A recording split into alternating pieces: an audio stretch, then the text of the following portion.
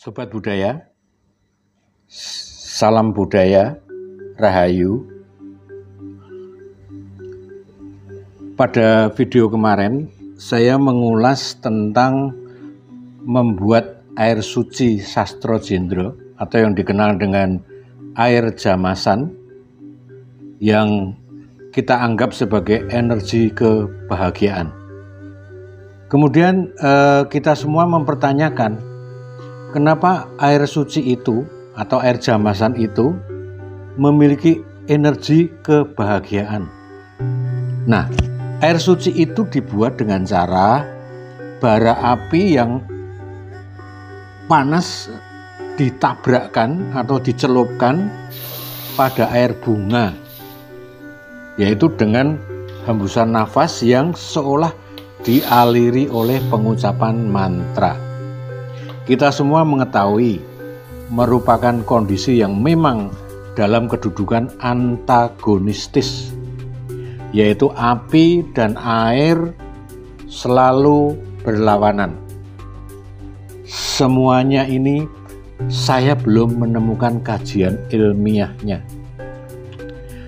Air suci itu kemudian menjadi memiliki kekuatan karena adanya serta-merta kekuatan mantra tadi, di mana mantranya juga merupakan satu ase suci dalam Sastro Jendro Hayuningrat Pangruwating Diyu. Dan medan energi saya gambarkan sebagai sebuah energi baru, suatu energi baru, yang mana itu merupakan peak experiences, yaitu energi kebahagiaan. Lalu kebahagiaan itu apa? Membahas rasa bahagia berarti menjelajahi pengalaman serta perasaan yang terkait dengan sebuah emosi positif yang umumnya digambarkan sebagai perasaan sukacita, kepuasan, atau kegembiraan yang mendalam, dan terlepasnya perasaan dari suatu persoalan yang berat.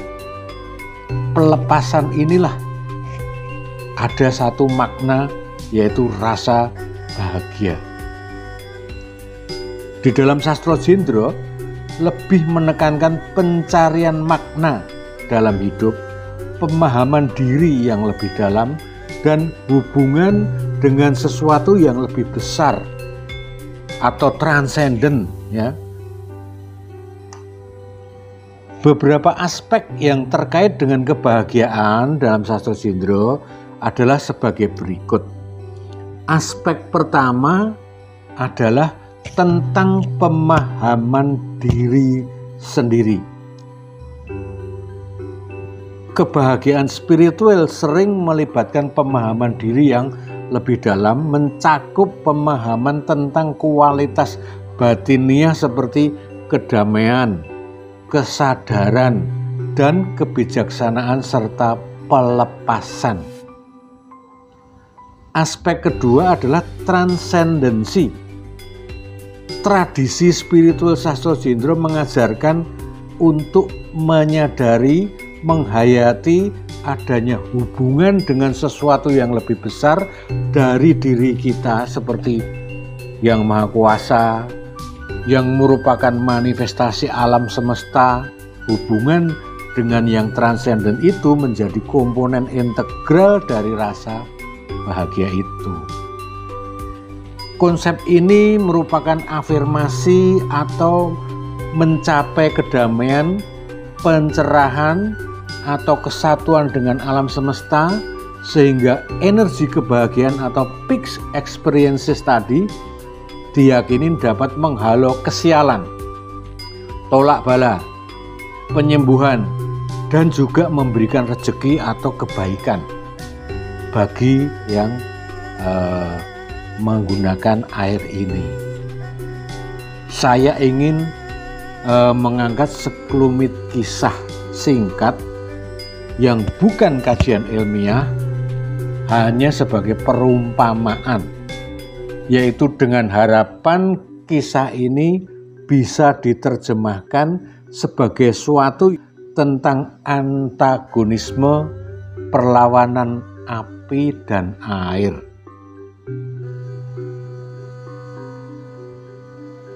Pada zaman dinasti Tang, ada penyair besar penganut Taoisme dan Zen Buddhism,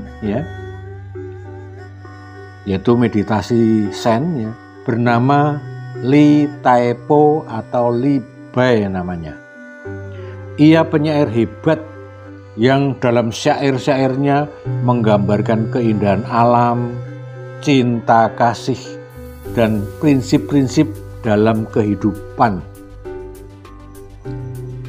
Li Taipo menghayati suatu perlawanan antara api dan air.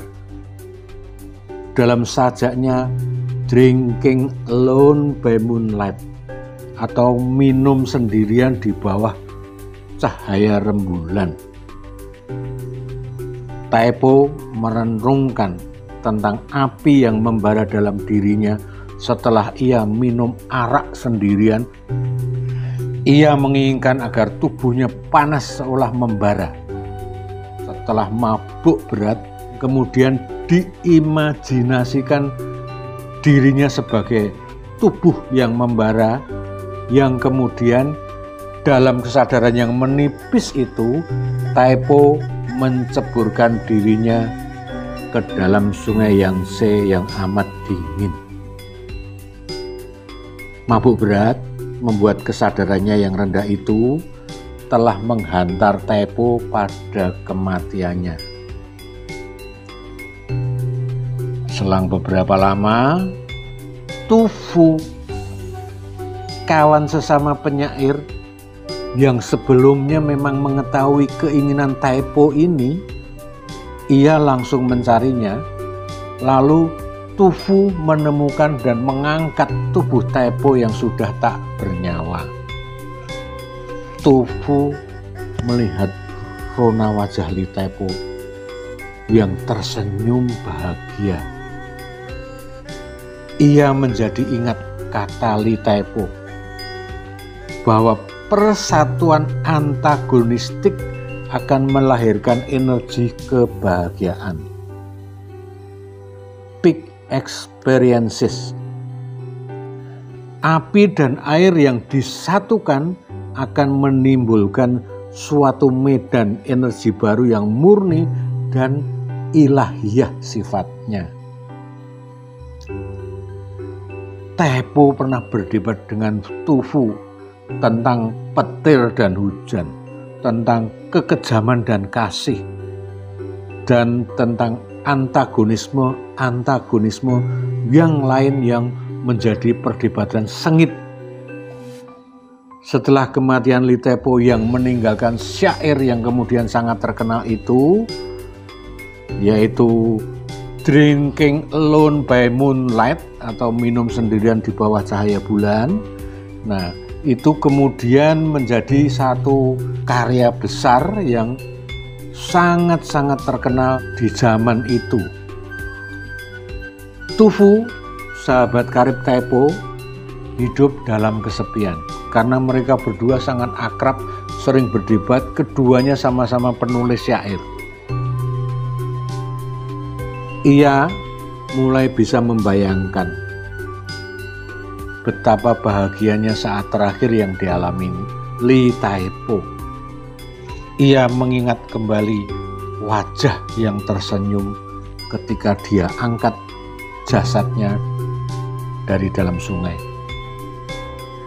Energi kebahagiaan itu mengalir dalam jasad Taipo sebagai energi yang sangat indah, menghalau segala kekesalan dan pemberontakan jiwanya. Suatu malam, Tu Fu sengaja mabuk berat. Ia mendorong perahu yang ditambatkan di pinggir sungai itu ke tengah. Sementara itu, Lilian, wanita cantik yang juga sahabat Tu Fu, yang selalu mengikuti syair-syair Taipo dan juga tulisan-tulisan Tu Fu, sedang tertidur di pojok perahu. tanpa diketahui Tufu. Perahu melaju ke tengah sungai Yangtze yang perkasa itu, sementara Tufu dengan mabuknya yang parah sama sekali tidak melihat bahwa ada Lilian sahabatnya itu terbawa. Setelah perahu sampai tengah sungai itu, Tufu mencoba untuk berdiri tegak. Sambil sempoyongan, ia pun berteriak, "Bulan adalah temanku. Arak adalah obat kesepianku. Menyenangkan." Itu cuplikan sajak Li Taipo yang mencerminkan penghayatan diri yang dalam dan menerjemahkan lingkungannya. Jeritan hati itu menjadi bagian penting dari perenungan tentang hidup. Lalu potongan sajak Taipo itu pun diteriakkan berkali-kali. "Bulan adalah temanku yang setia. Arak adalah obat kesepianku yang menyenangkan." Tufu menjadi sangat mengagumi Taipo. Berteriak lagi, "Aku ingin merasakan kebahagiaanmu, wahai Taipo. Akan kubenamkan api tubuhku yang sekarang ini setelah membara kepada sungai Yangtze yang tenang ini." Ketika itu, Lilian terbangun oleh teriakan-teriakan Tufu, kemudian menjadi waspada, mengamati gerak dan perilaku Tufu. Pelan-pelan Lilian mendatangi Tufu yang sudah sangat tidak memiliki kesadaran lagi. Dipeluknya Tufu untuk menyingkir dari bibir perahu. Lilian yang bukan penyair itu berkata halus, "Apakah antagonistik hanya ada pada api dan air?" Sambil dipeluknya Tufu, disandarkannya kepalanya di tengah dadanya yang tersembul. Karena gaunnya yang terbuka dan karena angin yang cukup nakal di malam itu, Lilian memang mengakui bahwa Taipo sudah menemukan kebahagiaan di akhir kematiannya. Lilian yang cerdik tak mau Tufu mengikuti Li Taipo. Maka Tufu pun dijadikan seperti boneka. Kedua mereka pun teraliri energi berahinya masing-masing, mempersetubuhkan yin dan yang, ibarat api dan air. Energi kebahagiaan itu akhirnya melelapkan mereka.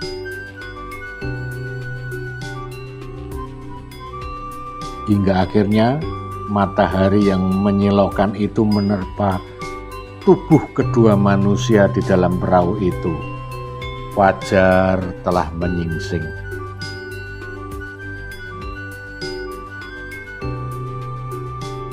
Sobat-sobat budaya, air suci atau air jamasan yang dibuat dengan mantra dalam sastra Jendrohayuningrat sangat dikagumi, dipercaya dan diyakini telah menjadi air kebahagiaan yang sanggup menyembuhkan, memberi ketentraman, bahkan menghalau segala anasir jahat. Sudah banyak kita menerima testimoni tentang keampuhannya. Salam budaya, semoga kisah singkat ini bisa dihayati dengan baik. Rahayu, rahayu, rahayu.